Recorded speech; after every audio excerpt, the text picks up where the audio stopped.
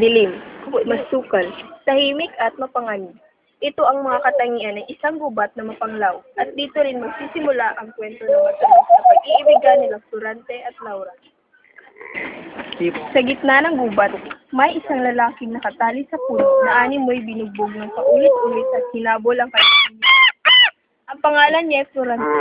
Habang nakatali sa puno, sinasabi niya ang kanyang mga nakaraan at isa na rito ang Albania. Isang harian kung saan siya isinilang na ngayon nanganganib. Play. O aking Diyos Ama, nasan ang iyong awa? Ako'y nanagoy, nakikiusap, humingi ng tulong niyo. Patawarin niyo akong lahat dahil hindi ko nagawang ipagtanggol ang ating kaharian laban sa taksil at walang awang si Adolfo. Tila yata wala nang nagmamahal sa akin.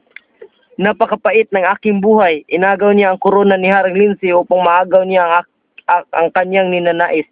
Pati si Duque Bercio ng aking ama at kanyang dinamay. Sandaling nanahimik si Florante dahil sa sama ng loob.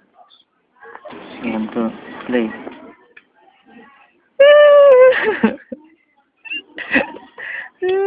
Matap. Aking Diyos Ama, tila yata di mo na dinig ang aking mga panalangin sa iyo. Hindi ko tuloy maalis sa aking isipan na ayon niyo akong tulungan. Kung gayon, papaano na ako? Sino aking malalapitan at makakapitan ko? Ang Diyos mismo ay ayaw na akong tulungan. Paalam na Albania, aking sinilangan. Patawarin mo na lang ako dahil hindi kita na ipagtanggol.